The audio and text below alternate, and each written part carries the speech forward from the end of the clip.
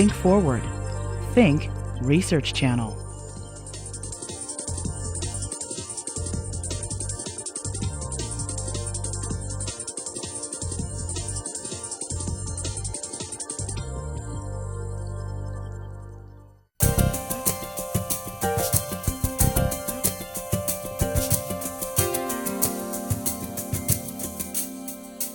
Thank you for joining us for the Plain People of Pennsylvania, a lobby talk which is co-sponsored by Penn State Public Broadcasting and Penn State's Research Unplugged series. Tonight's program will be an open forum with a panel of experts who, through conversation, will help us better understand the beliefs and traditions of Old Order Mennonite, Amish, and Brethren folk, the plain people we encounter here in central Pennsylvania. Who are they? What do they believe? Why do they separate themselves from outsiders? And what does the future hold for them? We'll talk about all of that and a lot more. Let's start now by introducing our guest. Donald Craybill is a distinguished professor and senior fellow in the Young Center for Anabaptist and Pietist Studies at Elizabethtown College in Lancaster, Pennsylvania. He is the author or co-author of 7 books on plain people. His most recent is Horse and Buggy Mennonites, Hoofbeats of Humility in a Postmodern World, published by Penn State Press. Recognized as one of the nation's leading scholars on Anabaptist groups, he was called upon for his expertise by print and television news outlets from around the world in the days and weeks that followed the tragic murders of 5 Amish girls this past fall. Richard Page is an associate professor of German and linguistics at Penn State, where he teaches a course on Old Order Amish called Pennsylvania Germans, the Culture of the Sectarians. He has written articles on the Pennsylvania German language and its continued use by Old Order Amish, and is currently collecting oral histories from Amish and Mennonites in Big Valley.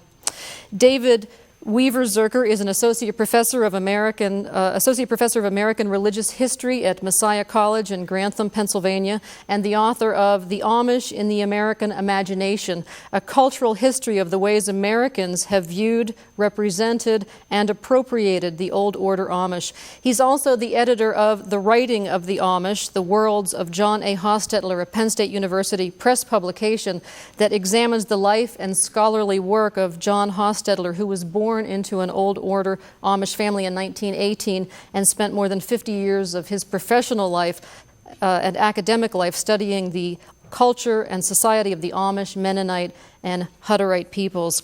Stephen Scott is a research associate at the Young Center for the Study of Anabaptist and Pietist Groups at Elizabethtown College and a member of the Old Order River Brethren Church. He's the author of numerous books and articles on this subject, including Why Do They Dress That Way?, The Amish Wedding and Other Special Occasions of the Old Order Communities, and an introduction to Old Order and Conservative Mennonite groups, among others.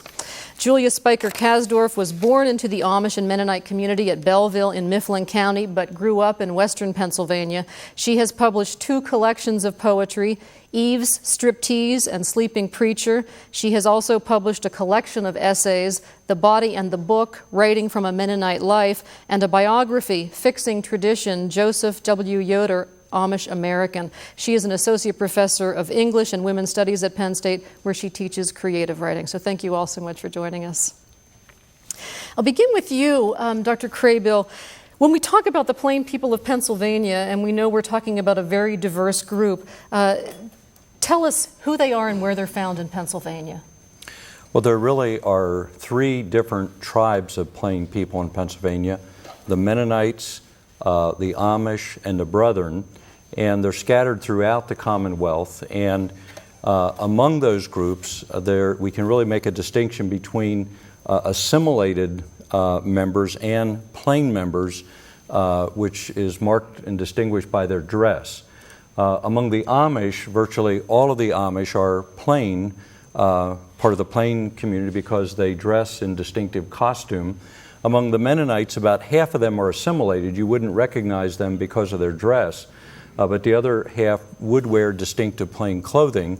And among the Brethren, about 95% of those would be assimilated, so you wouldn't recognize them by their clothing, and about 5% of them would be plain. And inside the plain umbrella or the plain canopy, we can also distinguish between horse and buggy driving plain people and plain people who dress plain but drive cars and drive cars and other motor vehicles, and also have electricity and telephones in their homes. So that gives us a kind of broad overview of the different groups. Now, you study Anabaptist groups. Tell us what the term means. The word Anabaptist comes from the 16th century time of the Protestant Reformation in Germany, and it literally means twice baptized or rebaptized. It was a derogatory nickname that the Reformers, the Catholics, and the civic authorities used to refer to people that were emphasizing adult baptism. They were called twice baptized because they had been baptized as infants in the Catholic Church, and now argued that if you wanted to be a Christian and be part of a church, you should be baptized after you make a voluntary decision and then rebaptized as an adult. So they were literally baptized twice. Now, the group we're talking about evolved or broke from the Catholic Church. How and why did they come to Pennsylvania, specifically Lancaster? Well, these were German-speaking people, and they came into Philadelphia to Germantown through the port there. And so Pennsylvania became really their primary first area and region of settlement.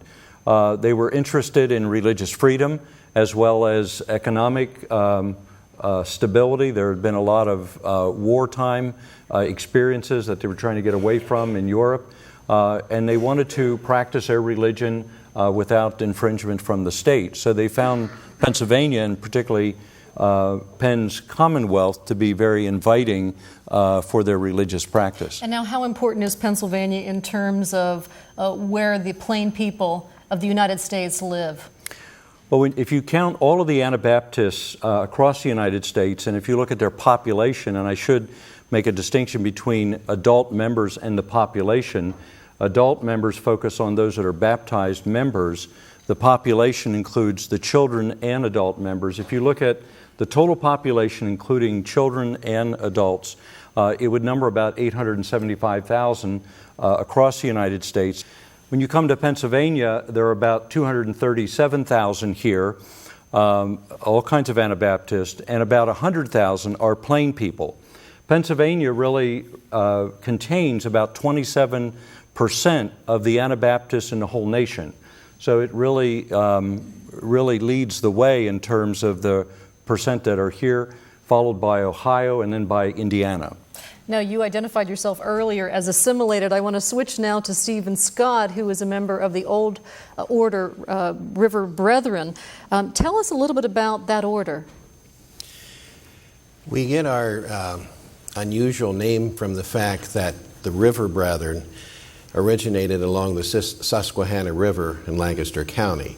The group started about 1780. Like a lot of the Anabaptist groups, there was a division in the 1800s between progressives and conservatives, old orders and mainstream. So we broke from a larger group in the 1850s. The larger group is now known as the Brethren in Christ. The River Brethren, unlike the larger Brethren group that started in Germany in 1708, the River Brethren began in America in 1780, thereabouts. Could you tell us how the Brethren view our modern world? Well, as Don pointed out, the vast majority of those in that Brethren tribe have become assimilated. Those of my group, the Old Order River Brethren, and those from the larger Brethren group known as Old German Baptist Brethren, we probably have accepted more from the modern world than, say, the Old Order Amish. You drive a car, for example. I drive a car. I am a convert to the group. My wife grew up in the group. Her church adopted cars in 1954, so it was fairly late. Can you tell us a little bit about how those sorts of decisions, we talked earlier about selective technology, how the Brethren decided that an automobile was an okay technology to adopt?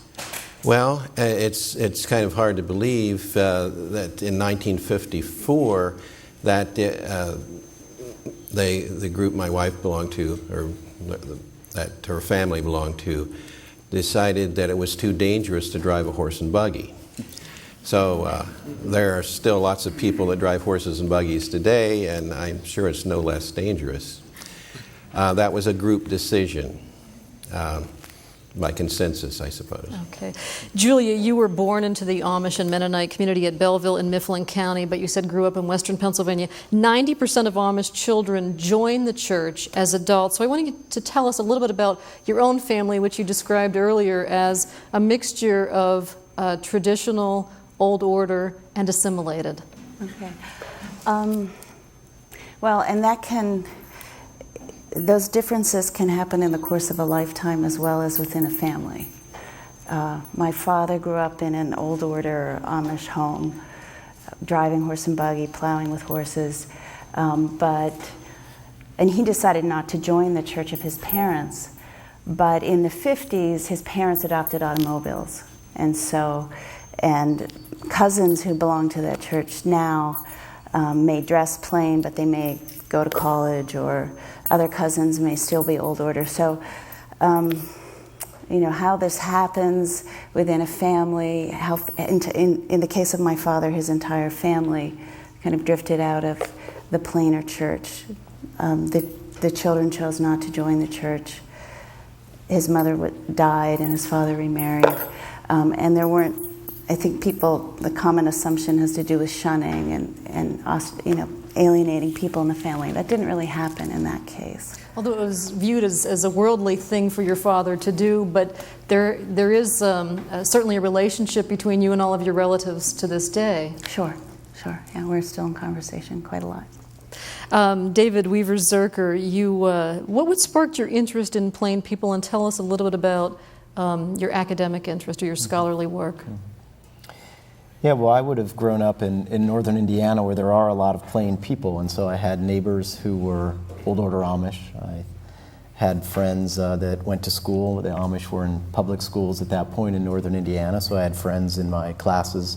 When you grow up in that area, you don't necessarily think they're that different and that special, and so I think it was when I moved out of that region, particularly when I went to graduate school in North Carolina, there were people that hadn't had any contact with Amish people. And so as I got into conversations with them, I realized how, I guess, interesting the Amish really were. And I was particularly taken by the reactions of outsiders to the Amish. I remember I had a friend who told me that the best tomatoes I ever got came from Amish people. Still do. And I had another friend who was very disappointed when she found out the Amish shopped at Walmart. This disappointed her greatly. So I became very interested in how the outside world thinks about the Amish, what the rest of us have invested in what the Amish are and who they are. And so that's been my scholarly interest. I often tell people I don't really study the Amish. I study the rest of us and our responses to Amish. People like you that come to a place like this to hear about the Amish. Could you sum up how outsiders do view the Amish? Other people further outside have a mix of views about the Amish, and there are certain things that you can latch onto, I think, to come to a pretty easy and simple conclusion that the Amish stand above the rest of us in their closeness to nature and their closeness to God. But there are enough things about Amish culture that people can latch on to other things and be very critical. So it is really a mix. Tell us a little bit about John Hostetler. His collection is here at Penn State, and it's one of the most impressive collections of its kind. Yes, John grew up not too far from here in Belleville, where Julia grew up. He grew up in an Amish family, although his father was disciplined by the Amish church, and the family ultimately left the Amish church, at least most of them did. John himself never joined the Amish church, but for a variety of reasons, partly through his graduate work at Penn State and being near the Amish community in Mifflin County, he began to do research on the Amish. And this was very early. This was in the 1950s. And when I say early, there hadn't been a lot of scholarly work done at that point, and John quickly established himself as the leading scholar of Amish life.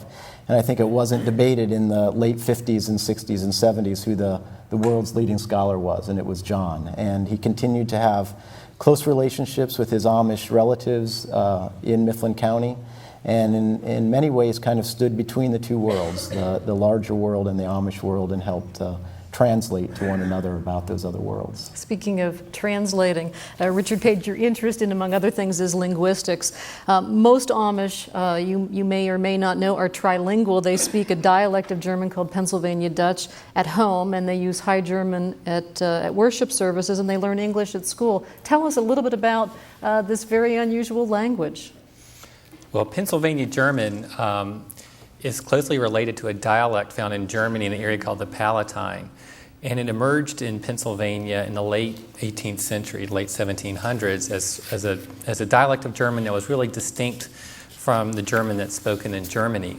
As a matter of fact, there were visitors from Germany who came to Pennsylvania in the late 18th century and sort of ridiculed the Pennsylvania Germans for speaking this form of German that they saw was just a mishmash of English and German.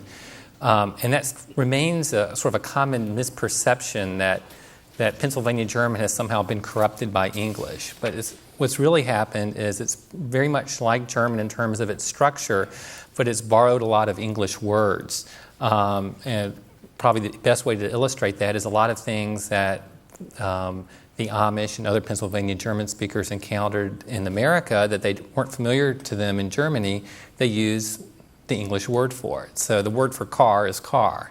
You're not going to say das Auto like a German would, because that's something that they've encountered here. We're talking about a language, though, that was never intended to be written. And how Right. complicated does that make your work and your interest? Well, it makes it, the main thing that complicates it for me, in all honesty, is I speak German, so when I try to speak Pennsylvania German, I start speaking standard German. It complicates it somewhat in that it's not a standardized language. But one thing that I've become very interested in is looking at these different groups that Don kind of outlined, the assimilated versus the plain, and some groups that are sort of transitional in between, is looking at what groups continue to speak Pennsylvania German and which give it up, and what factors come into play. And that whole linguists call that language maintenance, when you maintain a minority language, and language shift when you give up one language and shift to English monolingualism. Well, speaking, go ahead, I didn't mean to interrupt you. No, I was just saying that, and that's the oral history project that actually Julia and I are working on together. And I see one of our collaborators out in the audience, Willard Martin. That's one thing we're trying to get at, is looking at language practices and how they've changed over the years. Well, speaking of language maintenance, you may be surprised to know that for the last decade, Lee Thierwechter at Penns Valley High School has been offering a class on Pennsylvania Dutch, and it is standing room only for the last 10 years. And we have a short segment to share with you about that. But now that all of you know a little bit about our panelists, I hope when you come back, we come back after watching this segment, you'll have questions for them. So let's have a look. Kannst du mich fangen? Ja, wenn sie hocken bleiben. And the English translation of that is, can you catch flies? And the answer is, yes, if they sit still.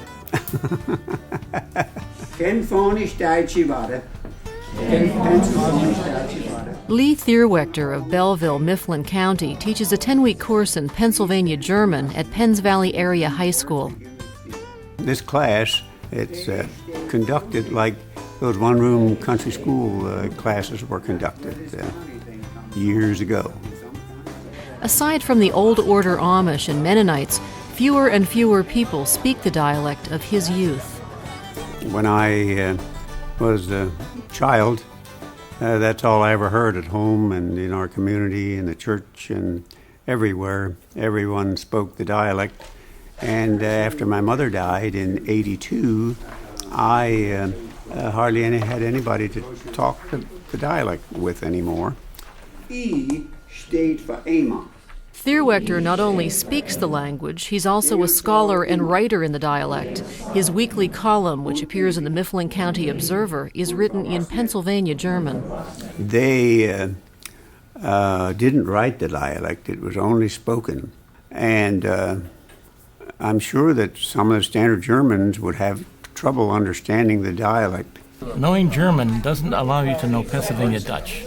It's enough different that it really takes some learning, some concentration. They either they heard grandparents speaking it, or neighbors, or they're now working with Amish people, and I hear that frustration. They hear the Amish speaking it, and they don't know what they're saying. Lack of understanding is what prompted many students to sign up for the class. My goal is to be able to at least understand, and if I understand, I think I can speak Dutch well enough so that I could carry on a reasonable conversation. Oh, just knowledge. Yeah, gain a little bit more perspective on the culture and, you know, the language, so that we can actually, you know, understand what the people that we know are saying. Because I'm rather familiar with the Pennsylvania Dutch culture, I don't want to see that go into extinction. I would like to see that maintained. There's so many little things that have been lost over the years that really, really just need to be preserved, because it's history. It's part of who you are, or who they were, or, you know. But the U in German is long U, ooh. As for Lee Thierwechter, who had nearly forgotten the dialect after years of not using it, relearning the language of his youth and teaching it to others couldn't make him happier. It's part of your blood in my case, and I just want to, it was a childhood thing, and I just want to keep it here. Speaking of language, Julia has written a poem titled Song of Enough. Can you tell us a little about the poem and what evoked it in the first place? Well, it was thinking about this language that I cannot understand. I can understand a bit, I can't speak, that my father grew up speaking. And especially as I was beginning to become a writer, thinking about this language that I had no access to, that seemed to be very close to the beginnings of my family and myself. So it includes images that I've heard my father speak of from his childhood, and it's a kind of meditation on what this language is, this language that is not written, but of course writing about it. Song of Enough. The first frosts, my father, still without shoes, chased in the cows for milking, leaping from spot to tropical spot where they'd lain. On Christmas mornings, he'd find only socks on his plate and a sprinkling of hay where the reindeer had been. In summer, his mother used black market sugar to can, the greater sin to leave the peaches to rot. When damp bales of hay burst into flame, he ran from the barn to kneel by her bed, her blonde hair splayed on the pillowcase, her fevered face bright as an angel's. The parlor was never as silent as when black-clothed relatives came to sit for the loss of the barn, before all the men came back in their work clothes to hammer timbers into trusses and hoist crossbeams against the clear sky. Nor as silent as when they returned to sit with his mother's body on chairs drug in from the kitchen, while he sobbed alone behind the new barn.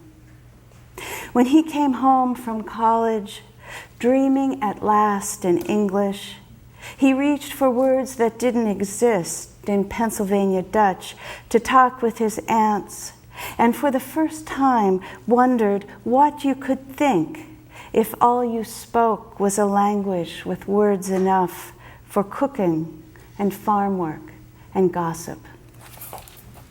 Wow.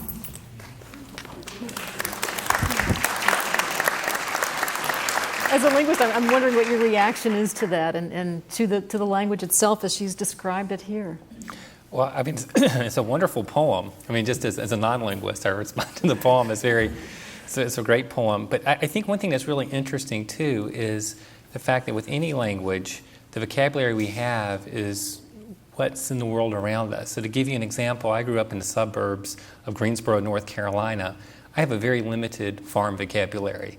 So if I were in a German-speaking environment, I would have German words for farm implements, but not English words. So I think the Amish have plenty of Pennsylvania German words to describe their world. And if something enters their world that's from the English world, they'll just use the English word for it, which is very common to borrow words from other languages. I mean, we do it in English all the time, right? If we have some new item that we haven't seen before from another country, suddenly we'll start talking about, let me think of a good example, something like muslin is a borrowed word into English. So it happens all the time. Okay. I know that all of you must have some questions, and I'm going to break the ice on one that may be something you're interested in talking with. So I'm going to ask this question and then hope to see some hands raised to become part of the conversation. I think both of you, and perhaps Stephen Scott as well, were contacted by print and news media from around the world who wanted to know more about the Amish community in the days and weeks that followed the tragic shooting in early October of 5 Amish girls. Tell us a little bit, Donald Craybill, about the world's interest in that particular tragic story. Well, there was an enormous amount of interest based on the phone calls we received at the Young Center. We had 3 people operating 3 telephones for 8 hours straight, and I was on a 4th phone giving interviews. And then on Tuesday morning, the day after the shooting, I went out to the school site, and there were at least 50 television crews there that had come up overnight from Washington, down from New York City, international crews from all over the world with their big satellite dishes. And Nickel Mines is just a little crossroads town with about a dozen homes. And so it was just sort of surreal and unbelievable to see all this world attention being focused on this incident. So it was, and then it continued because the crews waited until the burials on Friday and Saturday. So there was really worldwide coverage of it for 5 days. I spoke to a reporter in Harrisburg that said in the 26 years that he worked with the Harrisburg Patriot, he couldn't remember of a regional event like this that had such sustained international media coverage. And it sort of was more challenging because the Amish are people that don't want to be covered by the news. So how do you cover a people that don't want to be covered? So it made it more intriguing and sensational and mysterious and sort of enchanting, I think, for the media beyond just the story of the violence itself. They were quick to forgive Carl Roberts for what he had done, and you were quoted as saying, people should not have been so surprised. This is really at the root of the Amish forgiveness, their Christian values. Explain that for us, if you would. Yeah, I think people were surprised. I'm not sure I said people shouldn't be, because it really is a very radical act. Christian tradition broadly talks about forgiveness, but most Christian people wouldn't think of forgiveness this quickly or think of it in the same sort of terms the Amish did. They have a deep well of resources when it comes to issues like this. They're a martyr tradition. Unlike some martyr traditions, they haven't translated that into a vengeance tradition, but rather have seen both martyrdom and suffering generally as something in God's providence, and for them to respond nonviolently, and in this case to offer forgiveness, I think draws from that long tradition that they have. Can you expand on that for us, please, Mr. Scott? Well, it probably goes along with biblical literalism to an extent. I mean, when the Bible says it, they don't try to explain it away, but just practice it with simple faith. And speaking of simple, the plain dressing is also a symbol. You talked about the Amish dress for success the same as we do. Explain what your simple dress means, what it speaks to people within your community and outside of your community. Well, that's again, a matter of biblical literalism. There are some verses that in the Bible that talk about simplicity, specifically not wearing gold or pearls. Also, it talks a lot about pride. And course, there are a number of verses that speak about the Christian's relationship to the world. One of the more outstanding ones would be friendship with the world is enmity with God. So to identify with the world system would be considered contrary to that biblical principle. Okay, my guess is there's a question out there, and let's not be shy. I understand that there are no doctors in the community for obvious reasons, educational-wise. So therefore, I must ask: do the plain people, Amish, whatever, readily go to outside doctors? And if they don't, do they do a lot of in-house, helping themselves? You're doing a number of oral histories with people. Tell us about that. We've had some interesting responses. If there's a health problem, people we've talked to will not hesitate to go to a doctor. In some ways, they're very sophisticated. We talked to one person who was referring to an old order person he knew who needed some surgery, and they collected money and they went down to Mexico to get the surgery, where it was much cheaper than here because they don't have health insurance. But they do they will help each other in need, this whole idea of mutual aid. But in terms of going to see the doctor, they don't hesitate really at all. Another interesting story in that regard is someone told me if I had heard about the Amish dentist. Did you hear about this, Julia? And the Amish dentist was actually just a farmer who would pull your teeth. If you need a tooth pulled, he would just pull it with a pair of pliers. So, this person was uneducated in the ways of modern dentistry, I guess you could say. Can you add to that, Stephen Scott? I guess the main problem would be the expense. Yeah.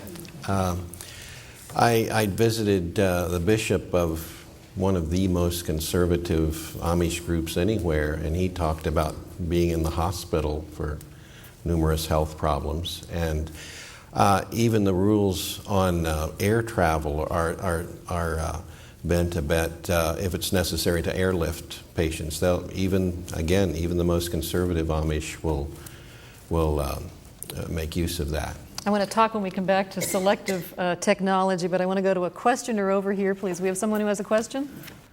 From Lancaster County to Indiana County, Pennsylvania to the state of Indiana, how are the decisions made insofar as expansions? I assume some of it is population driven, but how are areas selected, and what are the problems insofar as encountering a new society as they're moving into different areas? As I understand the question, I think you're asking how do they select new areas to establish new settlements and so on, how the decision is made. Typically, it's made actually very informal, in an informal basis. Often 6 or 8 families will be looking to set up a new settlement themselves. It doesn't particularly have the blessing of the church. It's not a centralized decision-making process. I was talking with a farmer in Lancaster just a few weeks ago, and he and 5 or 6 other families are looking at land out in Illinois. They went out to Illinois. They have a particular county that they're looking at. They're basically looking for good farmland. They're looking for land that's relatively cheap, and they're concerned about the climate. So they're hoping to buy up a good number of farms out there. They'll be able to sell a farm in Lancaster and buy 5 out there at the price that they'll get for the one in Lancaster. Sometimes there are difficulties with the surrounding township officials who aren't familiar with the Amish or with their practices. And so after they do move, sometimes it takes a while till the local officials and the Amish kind of adjust to each other. Whereas in established communities like Big Valley or Lancaster County, there's long-standing traditions there, and the local township authorities understand the Amish, and there's often a good working relationship. And in fact, they're in Wisconsin and New York, in a Canadian province, and in 4 Latin American countries, so they certainly are growing and expanding. They're in 27 different states, and 2 Canadian provinces, Manitoba and Ontario, and the total population would be in the order of about 200,000. That's children and adults. And they're organized into about 1,570 church districts. And each church district has its own autonomy to a certain extent, which makes it very complicated to talk in generalized fashion about the Amish, because there's really 1,570 different ways of being Amish. There are some general practices that apply to all, but there are many variations at the local level. One church district may prohibit power lawnmowers, the other one may accept them. One may prohibit cell phones, and the next one may accept them, and on and on. So it's very challenging to try to generalize across North America about the Amish as somehow as though they were cut out from a single cultural cookie cutter. All right, we have a question over here. Go ahead, please. Well, I learned something new tonight. I didn't know that the Amish didn't go to high school, and so I just got thinking about, I was wondering what the education was like as far as history, science, and math, and what are they taught, and are they taught American history, or are they taught about China or the Middle East? Are they taught about other religions? Are there religious studies, or what is the education like? Stephen Scott, can you start? Science is very limited. History, to some extent, emphasis on, reading, writing, and arithmetic, of course. Surprisingly enough, there's not a great deal of teaching of religion as such. That's considered that's considered the responsibility of the church and the family. There are German classes because that's the language of the church. Somebody else can take it from here. David? The focus really is on very basic skills, the kind of basic reading, writing, and arithmetic that you would need to function on a farm without a lot of high technology.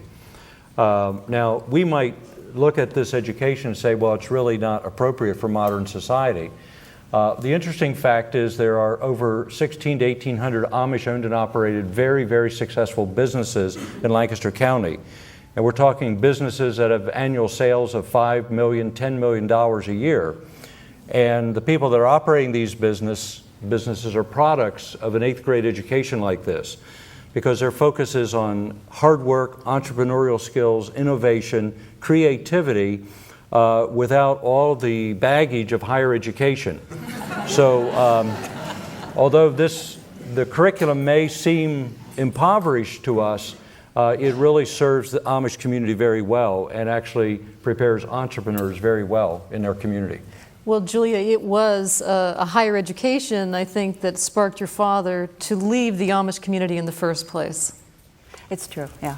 And it was also a very particular moment. I mean, it was the 1950s, and I think he's reflected that at that time it was much easier to make the move into the dominant culture than it would be for an Amish child now. Partly because he went to public school. He attended, it was a one-room country school, but it was before the Amish community in that area had their own schools. And also because the skills he needed, he'd gathered to go on to, he attended a Mennonite high school in Belleville. I want to get you to read a poem, and then I'm going to take a question. So if you would read the poem, The Only Photograph of My Father as a Boy, since we were just talking about him. The only photograph of my father as a boy. In Amish trousers and suspenders, he's barefoot by the field lane. Blonde hair, bowl cut, his face twisted. He knows this shouldn't be. This worldly uncle squinting into a box, camera commanding, hold still. That click, something flew out of him with, don't tell your mother about this. And something flew in.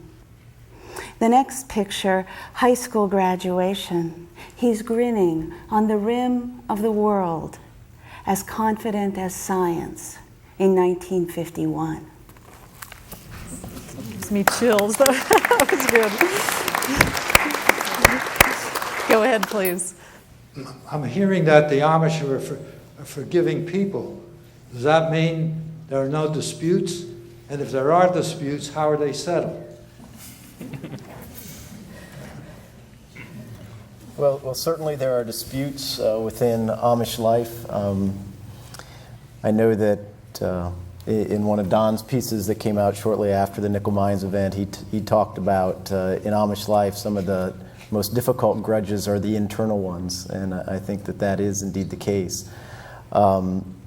As far as settling disputes, sometimes a way to deal with conflict in Amish life is to simply finally not talk about it. I think that the Amish, at least in many cases, tend to be conflict avoiders. And I know just from the studies that I've done of John Hostetler's family that there were deep disputes that lasted for years and years within families. So I think that the Amish would agree with the assumption of your question there that they may not be as forgiving as what everybody is giving them credit for right now. And at least in one conversation I had with an Amish woman after this event, she said that has been one of the themes in the church services since the event. Are we as good at forgiving one another and our neighbors as what the world is making us out to be? And I think the implicit assumption is, I don't think we are. We need to keep working at that. Interesting. Stephen, Scott, can you add to that? As far as internal disputes is concerned, oftentimes it's considered better in a church setting to divide when there are irreconcilable differences than to stay together in disunity.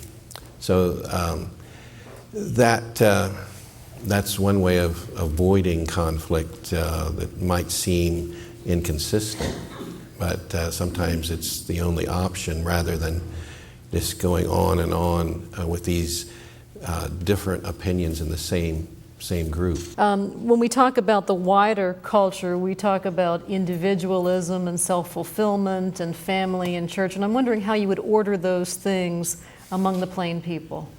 Well, I think the key difference between old order culture and mainstream culture is about individualism.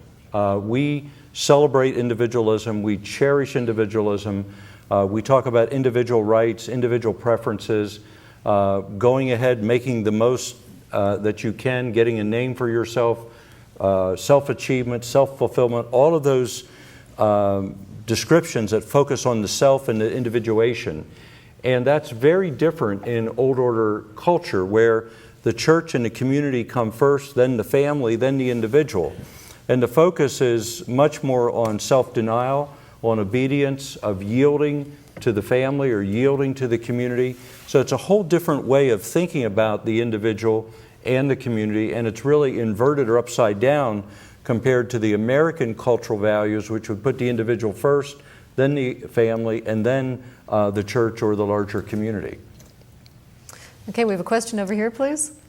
I'm interested in the bishops in the Amish communities and how one becomes one, and what is their level of final word in leadership and authority.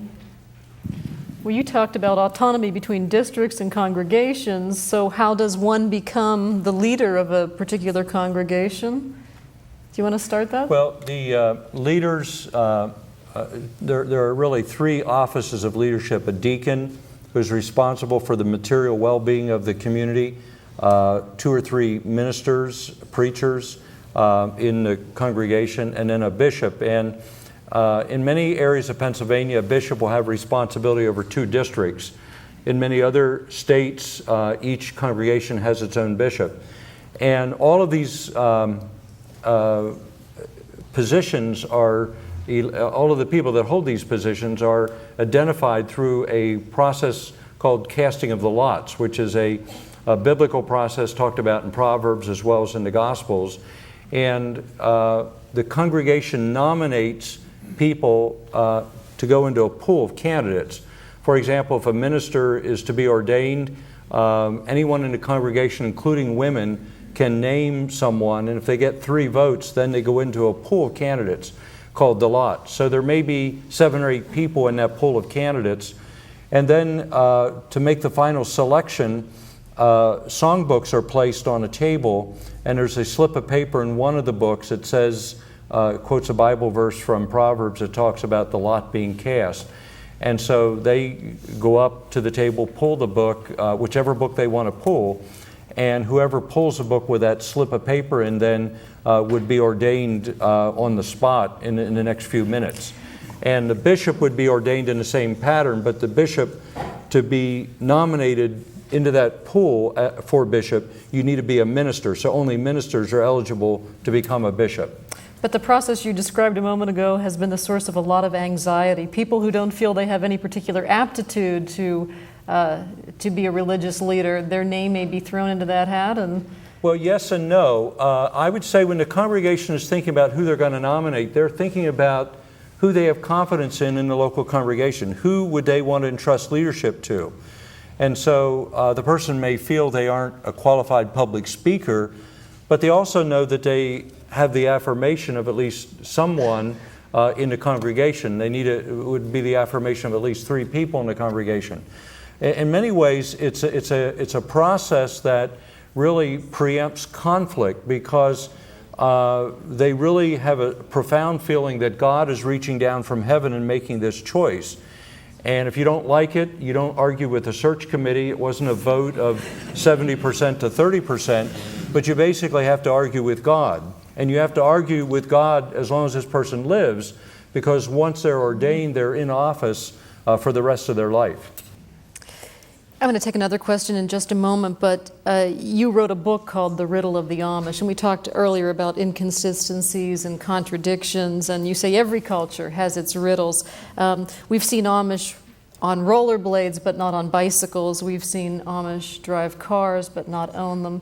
Explain why that is not as disjointed as it may appear to be, why it makes sense in a lot of ways. Well, to us as outsiders, many of these practices of the Amish appear as inconsistencies or incongruent or even hypocritical, that they can ride in a car but not own a car.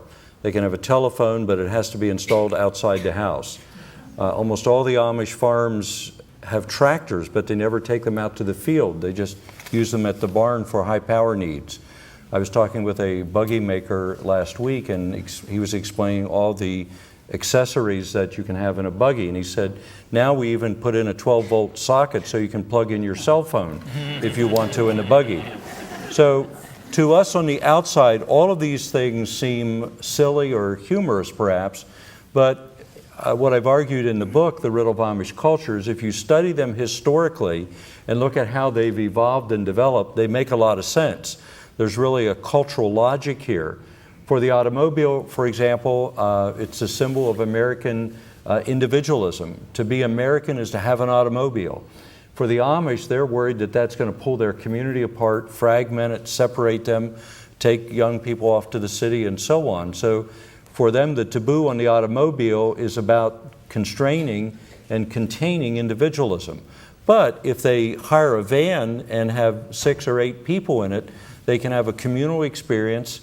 They can go somewhere if they need to go a long distance for a funeral or a wedding or whatever, and yet have access to that technology but not give it over to the individual. So many of these things, although they may seem very foolish to us, really underneath, if you look at their historical context and how they evolved, really make a lot of sense, and there's a real cultural logic to them. All right. I think we'll take one more question and then try to wrap this up, or 2 more questions, and then try to wrap this up with a take-home message. I have trouble in my own mind as a Christian person trying to understand why the Amish community in general will carry on such what I think are trivial matters which leads to shunning and so on, and maybe stopping Holy Communion, prolonging it anyway, and not rapidly forgiving as you did at Nichols Mine. Can you explain that to me? That is rather difficult to explain, but there's a difference between forgiving someone outside of the community and making amends with a person who has broken the vow to the church. And some of these trivial matters that you're referring to, again, it's some of the things like Don was talking about, these efforts to separate the church from the world. The matters of like not having a television or a radio or wearing the wrong color of clothing, those are not the issues that are focused on, rather than the attitude behind doing something differently than what the church has agreed upon. There can be forgiveness, of course, but in order to hold the community together, there has to be an order, and to let everyone do as they please, that would break down the cohesiveness of the group. I don't know how exactly to explain that, but the future of the church is considered more important than the rights of the individual, if that makes sense. Okay, I'm going to ask Julia, thank you, to read one final poem, and then we're going to wrap things up. And this poem is called Dying with Amish Uncles. Can you tell us a little bit about what prompted this particular piece? Both of my great-grandfathers died within the same week, and it was a very cold February. And they were both old order Amish men. And so as a child, being around these homes where the body was prepared in the house, and the grave was dug, I guess, by others, but after the burial, we all stood around the cemetery as the pallbearers dug the earth back into the grave. These images for a young child made a great impression. Dying with Amish uncles. The ground was frozen so hard his sons used a jackhammer to pry open a grave in the rocky field where Grustody's wife and daughter lay under the streaked stones that tell only last names: Yoder, Zook, Yoder. Amish uncles, Grustody's sons, shoveled earth on the box. Stones clattered on wood, then quieted while we sang hymns to the wind. Bending over the hole, Uncle Corey wouldn't wipe his dripping nose and chin. 10 years later, when we gather for July ham and moon pies, the uncles stand to sing Grustody's favorite hymns. At God ist die Liebe, they almost laugh with the tears running into their beards. Abe and Mose and Ben do not wipe them. Their voices come deep as graves and unashamed of shirt sleeves or suspenders. Seeing them cry that brave, I think the uncles mustn't die, that they'll stay with those of us who must, being so much better than we are at weathering death.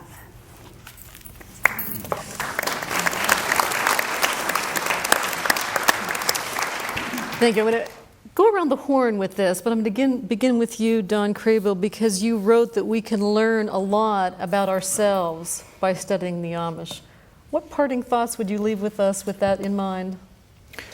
Well, I've been impressed with how there's a deep sense of identity and belonging and meaning in Old Order communities. I think these physical symbols, clothing, transportation, and so on really give a sense of identity. Young children know who they are, and there's a real deep sense of community. You know who you belong with. You know if your house or barn burns down, there's going to be hundreds of people there helping to raise it up. So that sense of being connected to a community, I think, is very valuable.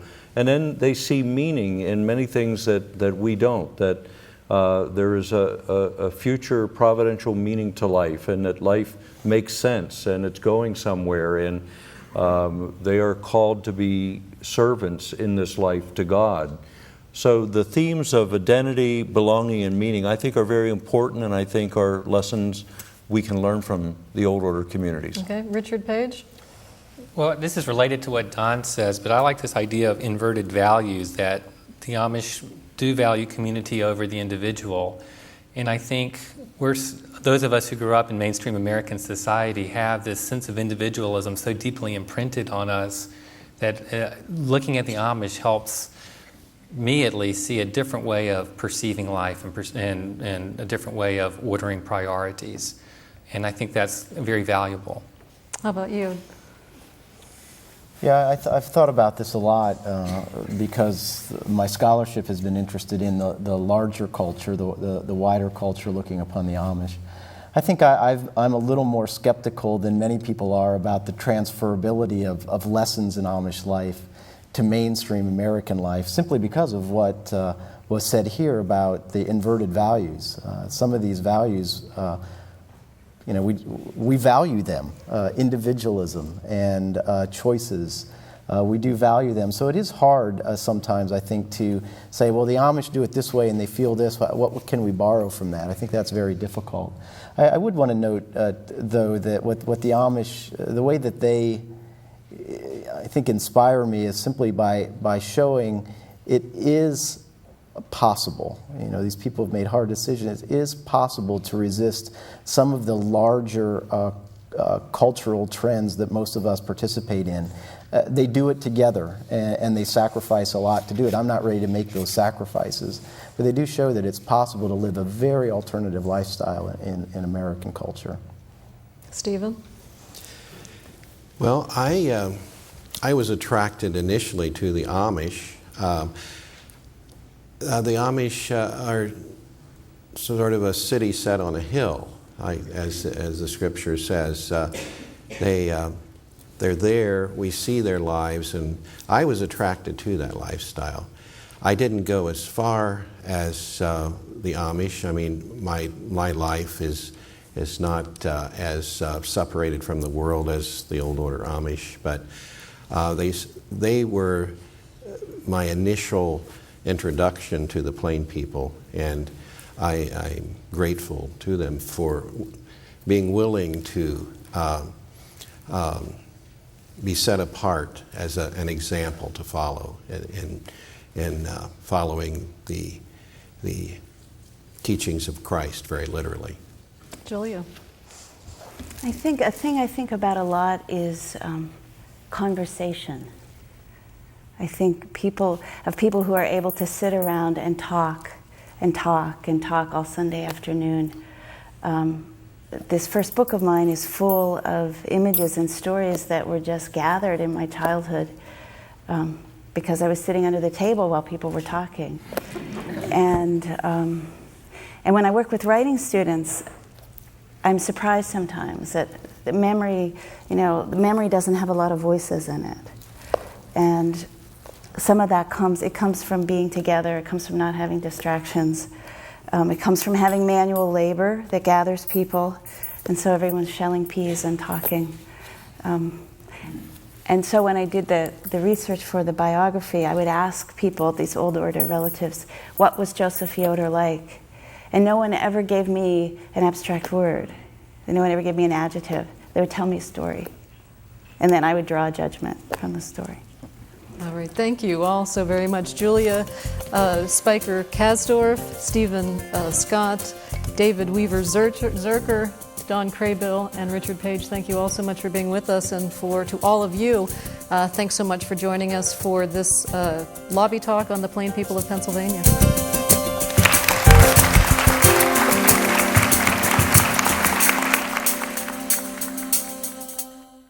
This has been a production of WPSU.